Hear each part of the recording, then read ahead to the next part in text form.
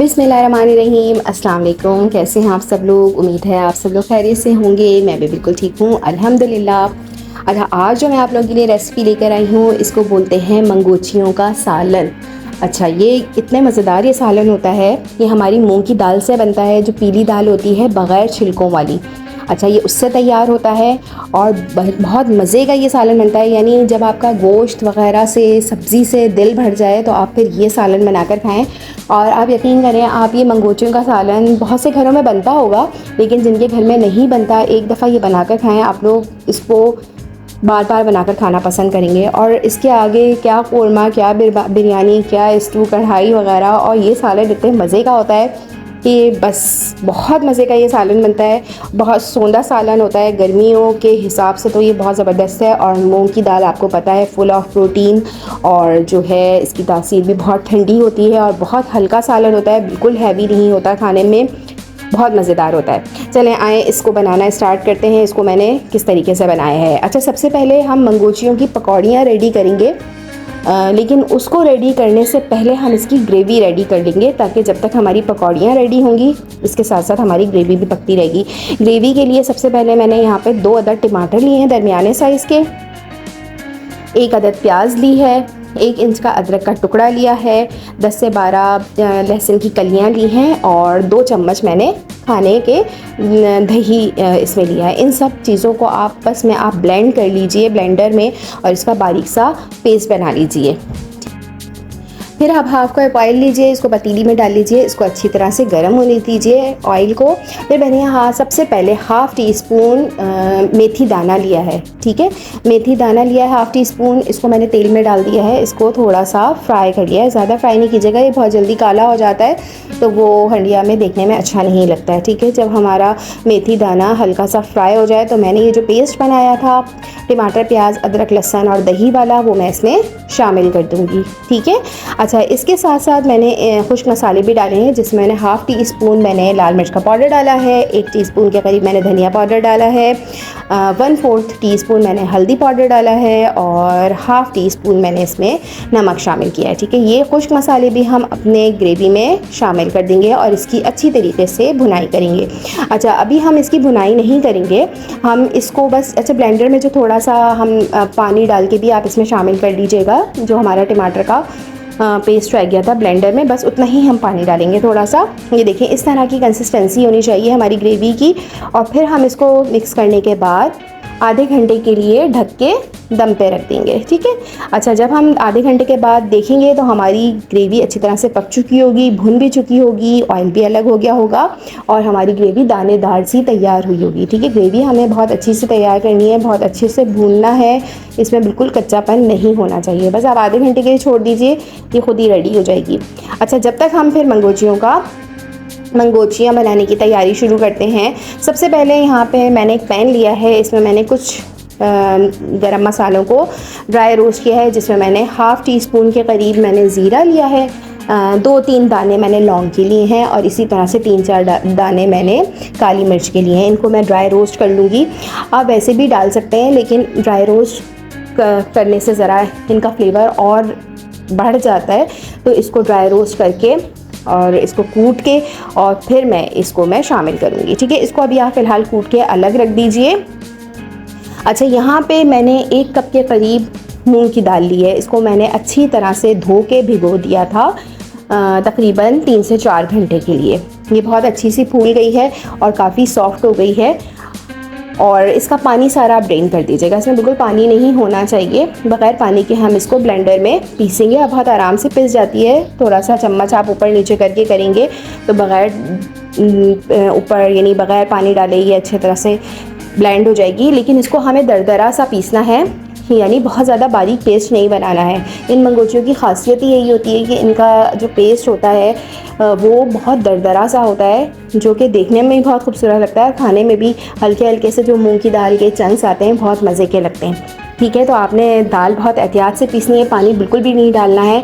मेरी दाल बहुत आसानी से पिस गई थी, ऊपर नीचे चम्मच किया था। अगर आपको ज़रूरत पड़े कि नहीं पिस रही है तो बस आप 1 आध चम्मच पानी डाल दीजिए और कोशिश करें बग़ैर पानी के ही पीस लीजिए। अच्छा, ये हमारी दाल अच्छी तरीके से दरदरी सी पिस गई है। अब पिसी हुई दाल को प्याले में निकाल लीजिए और आप चम्मच की मदद से इसको तकरीबन 1-1.5 मिनट के लिए अच्छी तरह से फेंट लीजिए। चम्मच से ही अच्छी तरह से फेंट लें, इससे ये होता है कि हमारा दाल जो है वो हल्की हो जाती है फेंटने से। ठीक है, फेंटना ज़रूरी है 1-1.5 मिनट के लिए। बहुत अच्छे से फेंटिएगा, तो इससे आपको जो है सोडा वगैरह डालने की बिल्कुल ज़रूरत नहीं पड़ेगी। मैंने इसमें बिल्कुल सोडा नहीं डाला है और बग़ैर सोडे के ये बनाई है। बहुत अच्छे से ये इसकी मंगोचियों की पकौड़ियाँ रेडी होती हैं, लिहाजा आप इसको 1-1.5 मिनट के लिए अच्छी तरह से चम्मच से फेंट लीजिए। अच्छा, अब इसमें हम जो मसाले शामिल करेंगे वो आप देख लीजिए। इसमें मैंने हाफ़ टी स्पून के करीब से कम, हाफ़ टी स्पून से कम जो है वो मैंने लाल मिर्च का पाउडर लिया है। हाफ़ टी स्पून मैंने धनिया पाउडर इसमें लिया है। 1/4 टीस्पून मैंने हल्दी शामिल की है और जो हमने लौंग, काली मिर्च और ज़ीरे का दरदरा सा कूटा था वो भी मैंने इसमें शामिल कर लिया है। 1/4 टीस्पून मैंने हींग का पाउडर इसमें डाला है। ज़रूर डाला करें, हींग से इसका फ्लेवर बढ़ जाता है और इसको हज़म होने में बहुत आसानी होती है। हींग का इस्तेमाल रखा करें अपने खानों में जैसे माश की दाल होती है, मूंग की दाल होती है, पकौड़े वगैरह होते हैं जो कि बादी होते हैं हमारे खाने, उनमें आप हींग इस्तेमाल ज़रूर किया करें। और इसके साथ मैंने हाफ़ टी स्पून से कम मैंने इसमें नमक शामिल कर दिया है। ठीक है, ये खुश्क मसाले मैंने इसके अंदर शामिल किए हैं। अच्छा, फिर इनको ज़रा थोड़ा सा हम अच्छी तरह से मिला लेंगे दाल के साथ अच्छी तरह से ये तमाम मसाले अच्छी तरह से आप मिला लीजिए। मेरे वो व्यूअर्स जिन्होंने अभी तक मेरे चैनल को सब्सक्राइब नहीं किया, सब्सक्राइब कर दीजिए। वीडियो अच्छी लग रही है तो लाइक भी ज़रूर कीजिए और कमेंट बॉक्स में अपना फ़ीडबैक ज़रूर दिया करें। अच्छा, फिर अच्छी तरह से मिलाने के बाद मसालों के मैंने यहाँ पे कुछ हरे मसाले इस्तेमाल किए हैं, जिसमें मैंने बारीक कटा हुआ धनिया डाला है, तकरीबन 1 खाने का चम्मच। बिल्कुल बारीक बारीक काटना है आपने। इसी तरह से प्याज डाली है मैंने बिल्कुल बारीक, ये भी तकरीबन हमारी हाफ़ टी स्पून के करीब होगी। हाफ़ टी स्पून के करीब बारीक बारीक हरी मिर्चें हैं और हाफ़ टी स्पून मैंने बारीक बारीक अदरक काट के डाली है। अच्छा, आपने पीसना नहीं है, बिल्कुल बारीक बारीक चॉप करके ही डालना है, इसी से इसका मज़ा आता है। बहुत मज़े की ये पकौड़ियाँ बनती हैं और आप इसको वैसे भी फ्राई करके केचप वगैरह के साथ, चटनी के साथ आप स्नैक के तौर पे भी खा सकते हैं। और बहुत मज़े का ये ग्रेवी का सालन होता है मंगोचियों का। अक्सर घरों में, बल्कि बहुत ज़्यादा इंडिया की साइड पे तो बहुत बनता है और आप लोग ज़रूर ट्राई कीजिएगा। अच्छा, अभी हमारा मंगोचियों का बैटर बहुत अच्छी तरीके से रेडी हो गया है। अब हम पैन में जो है वो इतना तेल डाल देंगे तकरीबन 1 से 1.5 इंच के करीब कि हमारी जो मंगोचियाँ हैं वो इसमें अच्छी तरह से डूब जाएं। आप हाथ की मदद से छोटी छोटी साइज़ की आप इसमें मंगोचियाँ डाल लीजिए, क्योंकि ये सालन में जाने के बाद अपना साइज़ बड़ा कर लेंगी।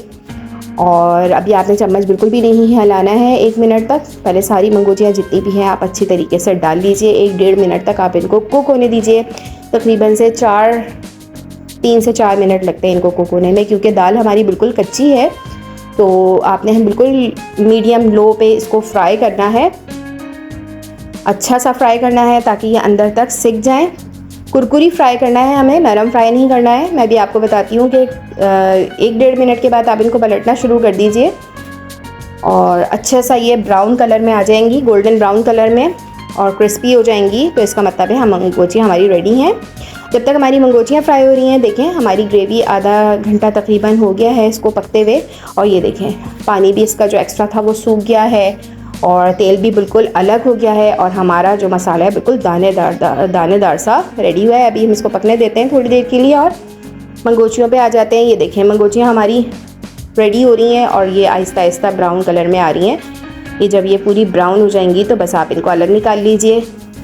पैन में जितनी आती हैं उतनी फ्राई कर लीजिए, बाकी दूसरे बैच में फ्राई कर लीजिएगा। इस तरह से आप मंगोचियों को अलग फ्राई करके रख दीजिए। बहुत कुरकुरी सी फ्राई होती हैं, ये बहुत मज़ेदार होती हैं। आप इनको ऐसी रूखी खाएं, बच्चे तो ऐसी उठा के रूखी खा लेते हैं इसको, और थोड़ी ज़्यादा ही बनाइएगा क्योंकि ये तलने में ही ख़त्म हो जाती हैं।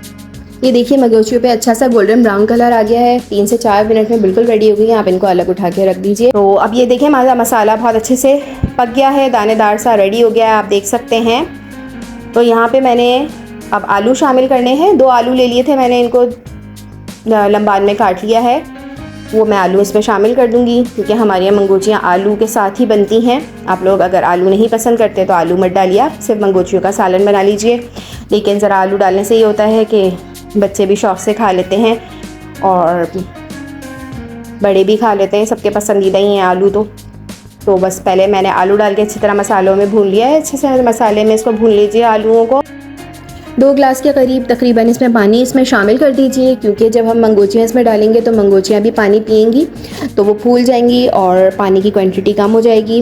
लिहाजा आप 2 ग्लास के करीब इसमें पानी शामिल कर दीजिए। इसमें हमारे आलू भी गल जाएंगे और अच्छी तरह से हमारी ग्रेवी भी रेडी हो जाएगी। जब हमारे आलू गल जाएंगे, फिर उसके बाद हमने जो मंगोचियाँ फ्राई करके रखी हैं वो सारी हम इसमें शामिल कर देंगे। अच्छी तरह से मिला लीजिए मंगोचियाँ और आलू को। और दूसरी बात आप लोगों ने ये ख्याल करनी है, देखिए मंगोचियाँ हमारी पूरी पक चुकी हैं अच्छी तरीके से। अब आपको सालन में ज़्यादा पकाने की ज़रूरत नहीं है, ठीक है। बस आप इसको 10 मिनट तक दम पे हल्की आंच पे पका लीजिए। फिर हमारी आखिर में जो है हम इसमें हाफ़ टी स्पून गरम मसाला स्प्रिंकल करेंगे इसके ऊपर से, और फ्रेश ताज़े धनिए के पत्ते ऊपर से गार्निश करेंगे। ये देखें हमारी मंगोचियाँ आलू का सालन बहुत मज़ेदार सा रेडी है। बहुत ज़बरदस्त खुशबू आ रही है और इसको आप बॉइल्ड राइस के साथ खाइए, बहुत मज़े के लगते हैं। चपाती के साथ खाइए, जिस तरह से मर्ज़ी है आप इसको सर्व कीजिए और बहुत मज़े का ये सालन बनता है। जिनके घर में नहीं बनता वो ज़रूर ट्राई कीजिए और मुझे ज़रूर बताइएगा किस तरह से बना है। और ज़रूर बनाएं इस सालन को, गर्मियों के लिए तो बेहतरीन है। हल्का फुल्का सा सालन है, कोई हैवी नहीं है इसमें। और कलर देखें आप हंडिया का कितना ज़बरदस्त आया है। इसको सर्व कीजिए और अपना बहुत ख्याल रखिएगा। मिलते हैं न्यू रेसिपी में, न्यू वीडियो में। जब तक के लिए मुझे और मेरे चैनल KBF कुकिंग को अपनी दुआओं में ज़रूर शामिल रखिएगा। खुश रहिए, आबाद रहिए। अल्लाह हाफ़िज़।